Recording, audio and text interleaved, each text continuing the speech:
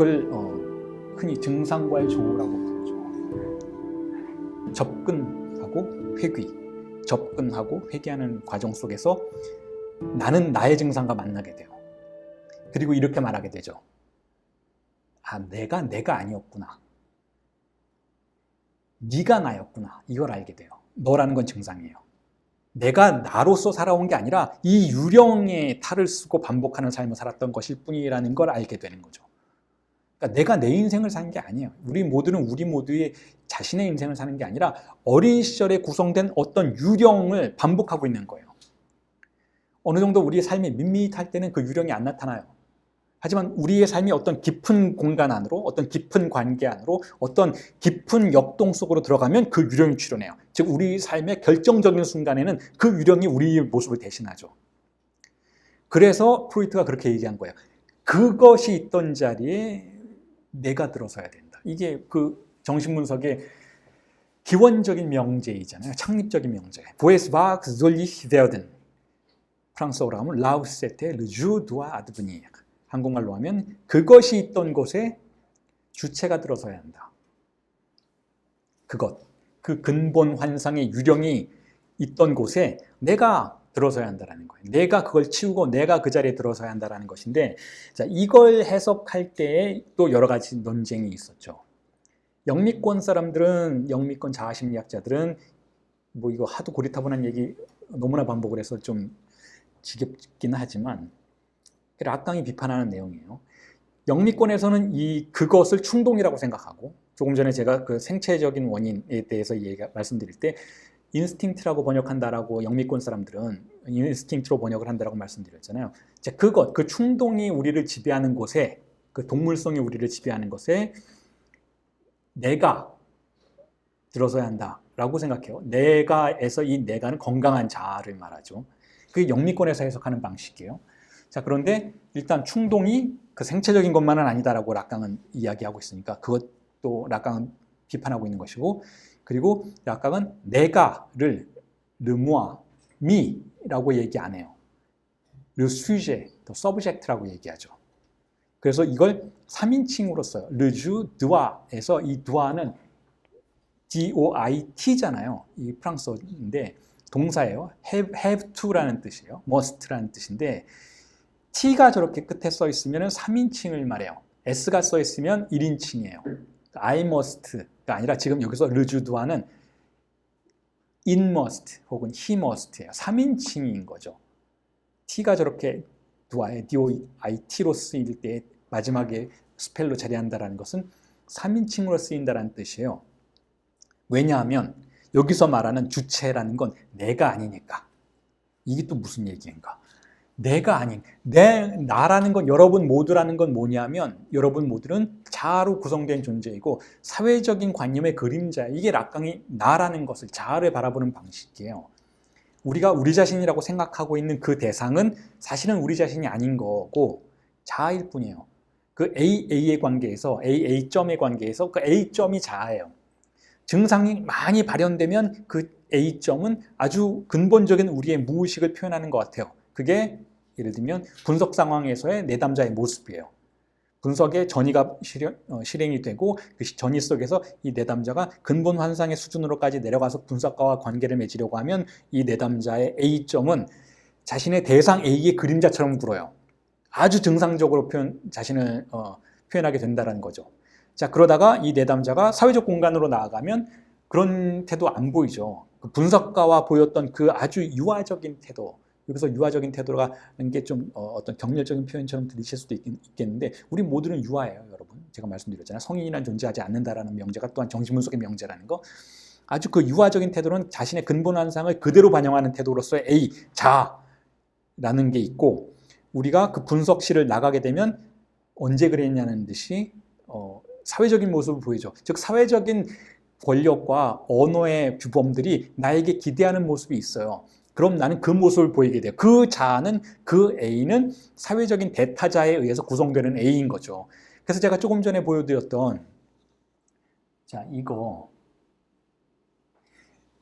조금 전에 보여드렸던 이거 있잖아요. 이 내담자가 저 A를 넘어서야 한다라는 것은 우리 자신의 근본 환상을 표현하는 수준으로까지 나아가야 한다는 뜻이에요. 다시 말해서 우리 사회의 대타자가 규범이 기대하는 모습을 보이려고 해요. 처음에 들어오면, 분석실에 딱 들어오면 웬만한 내담자는 점잖게 굴죠. 어린아이처럼 굴지 않잖아요. 점잖게 굴어요. 점잖게 군다라는 건 이 공간에 여전히 사회적인 규범의 감시 시선이 존재한다라고 느끼는 거죠. 즉 대타자 A의 상징적인 아버지가 기대하는 모습을 보이려고 해요. 자, 그 상황에선 증상이 안 드러나요. 그래서 그걸 넘어서야 한다라고 제가 보여드린 거예요. 그걸 넘어서서 가야 한다라고 보여드린 거죠.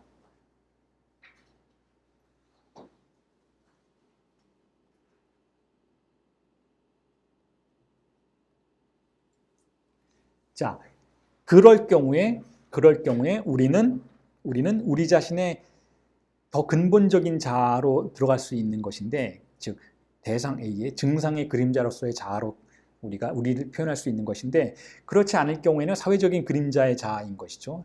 대타자의 그림자로서의 자아인 것이죠. 어쨌든 그 둘 모두 타자의 흔적이에요. 사회적으로 규범화된 타자의 흔적으로서 내가 나를 표현하던가, 아니면 나의 증상이라고 하는 그것도 타자잖아요. 타자가 남긴 것이잖아요. 내가 아닌 거예요. 타자가 남긴 것이잖아요. 그 타자가 내가 나였던 것이잖아요. 그 타자. 그 내가 나였다라는 그런 의미에서의 나의 자아가 구성되던가. 두 자아 모두 타자의 그림자예요. 그리고 정신분석은 그 타자의 그림자로서의 나를 주체로 보지 않는 것이죠. 그래서 그 자아가 우리의 충동의 자리에 들어서야 한다라는 영미권 해석을 락강은 거부해요. 자, 그건 정신분석이 표방하는 지향점이 아니다라고 생각하는 것이죠. 정신분석은 그런 지향점으로 나가지 않는다는 거예요. 정신분석은 우리 사회가 기대하는 모습의 주체를 생산해내고 로봇처럼 만들어내서 찍어내는 그런 과정이 아니다라는 거예요.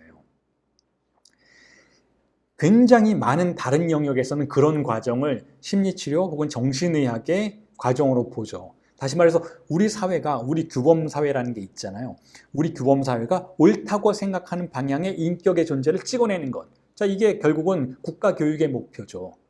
국가 교육이라는 게 뭐예요, 여러분? 어린아이를 우리 모두가 올바르다라고 생각하는 그런 형상의 존재로 만들어내는 거예요. 여러분, 요즘에는 예전 같지 않아서 초중고 학교에서, 대학교에서도 마찬가지고 각자의 개성을 잘 이렇게 북돋는다.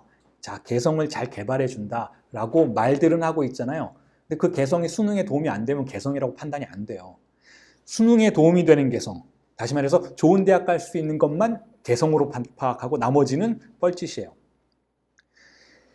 교육이라는 것도 결국은 우리 사회가 규범화시켜 놓은 어떤 형상의 근거에서 각각의 개인을 마치 생산품 찍어내듯이 만들어내는 걸 좀 잔인하게 표현하면 목표로 삼고 있어요. 그리고 대학에서도 마찬가지죠. 대학에서 여러 연구가, 여러 자유로운 활동들이 가능하고 그것이 허용되어 있다. 그걸 우리는 학문의 다양성이라고 본다라고는 생각하지만 결국은 취업에 도움이 안 되는 영역은 그건 다양성이라고 보지를 않아요. 혹은 국가 생산력에 도움이 안 되는 영역은 다양성이라고 보질 않아요.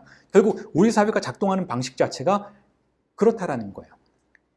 심리치료의 세계에서도 마찬가지고 정신의학의 세계도 마찬가지라는 거예요. 혹은 다른 어떤 특정한 자아심리학의 정신분석의 세계에서도 마찬가지라는 것이죠. 우리 실천하는 사람들이 정신분석가가 되었건 심리상담사가 되었건 정신의학자가 되었건 그걸 실천하는 사람들이 속해 있는 규범의 방향을 따라서 그 내담자, 그 환자의 자아를 구성해 내려고 하는 암묵적인 압박에 우리는 종속되어 있다는 거죠. 자, 그런 방향으로 나아가는데 그걸 락카니안 정신분석은 거부한다는 거죠. 그럼 어떤 주체냐? 락카니안 정신분석이 들어와야 한다고, 이 보에스파스 누솔리베가든이라고 할 때 그것이 있던 곳에 들어와야 하는 주체는 그럼 어떤 것이냐 하면 락강은 이렇다 할 만한 속 시원한 해명을 단번에 내려주진 않아요. 그런데 전반적인 락강의 세미나의 흐름들을 살펴보면 결론적으로 제가 해명할 수 있는 답이 찾아질 수 있었죠. 그게 바로 바디우적인 주체예요. 바디우가 굉장히 선명하게 제공하는 주체의 개념이죠. 어떤 주체냐?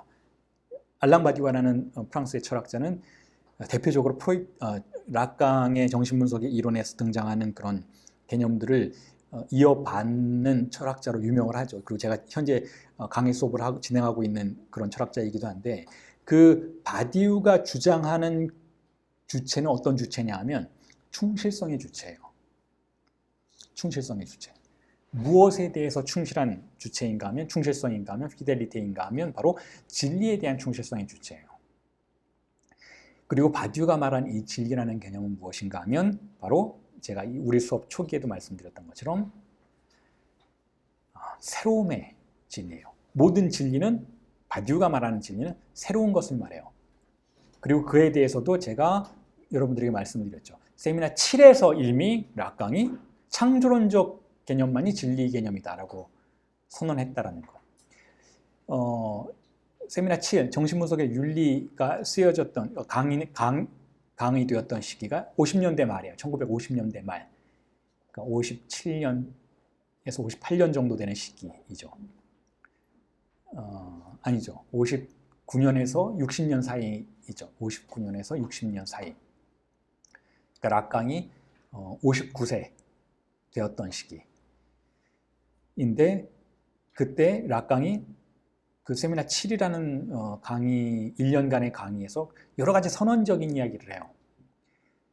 그 중에 가장 대표적인 선언이 진리관에 대한 선언이죠. 그러니까 모든 진리라는 것, 진리라고 우리가 말할 수 있는 것은 어디선가 찾아지는 게 아니라는 거예요. 어디선가 원래 거기에 있었기 때문에 우리가 마치 고고학자가 하듯이 발굴해낼 수 있는 게 아니라는 것이죠. 진리는 뭐냐 하면 결국 새롭게 만들어지는 그것만이 진리라고 말해질 수 있다라고 세미나 7에서 선언하고 있었던 것이죠. 그 진리에 충실한 주체가 바로 그것이 있던 곳에 들어서야 하는 그 주체라는 거예요. 즉 내담자가 결국은 지금까지 여러분들에게 설명드렸던 바에 근거한다면 계속 똑같은 장소로 들어가잖아요. 계속. 과거의 유령이 현재를 지배하고 있잖아요. 정신분석의 상황이라고 말씀드렸잖아요. 분석가와 지금 현재형으로 무언가 감정의 교환을 하고 있는 것 같지만 그렇지 않다는 걸 분석가는 볼 수 있어야 한다고 말씀드렸잖아요.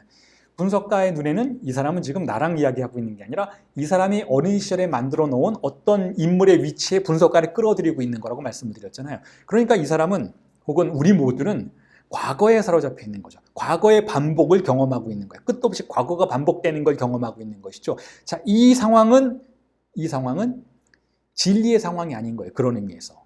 이 상황은 올바른 상황이 아닌 거예요. 선한 상황이 아닌 것이죠. 선한 상황은 무엇인가 하면 이 상황에서 나와서 내담자가 새로운 방향으로, 새로운 자신을 만들어내는 방향으로 나아가야 돼요. 이 새로운 자기 자신이라는 것은, 새로운 개인사라는 것은 과거의 그 대상 A가 그림자처럼 반복되는 건 당연히 아니고, 그렇다고 우리 사회가 만들어 놓은 어떤 고정관념에, 그게 아무리 이상적인 것이라 할지라도 고정관념에 의해서 만들어진 이상적인 자아의 모습이 이 내담자의 마음속에서 반복되는 것도 아니어야 한다는 거예요. 왜냐하면 그건 타자의 것이니까. 우리 사회가 만들어 놓은 건 역시 과거형인 거예요.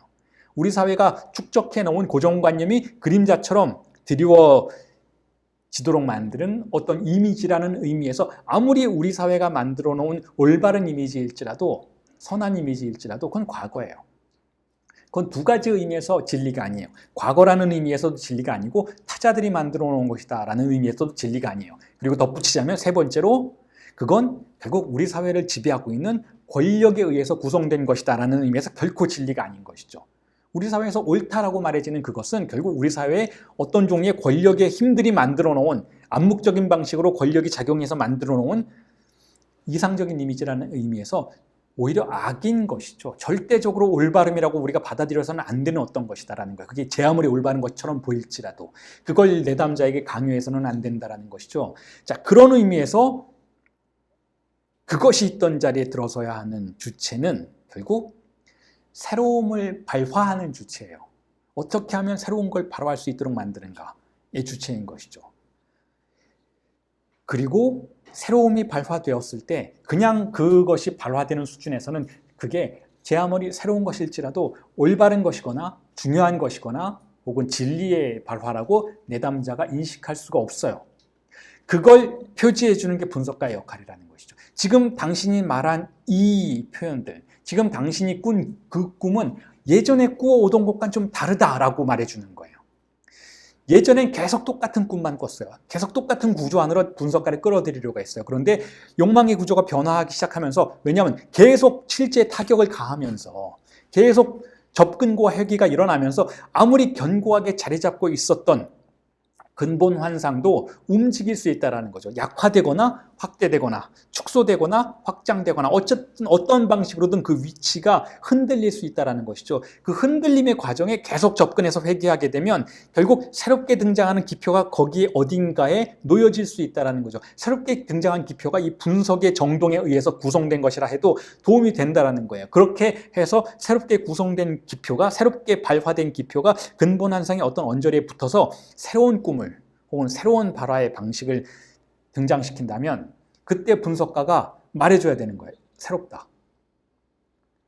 예를 들면 어떤 예술 작품을 하는 예술가가 새로움을 그려냈는데 아직 스스로 잘 모르고 있다면 비평가가 말해줘야 되는 거예요. 이건 굉장히 새롭다.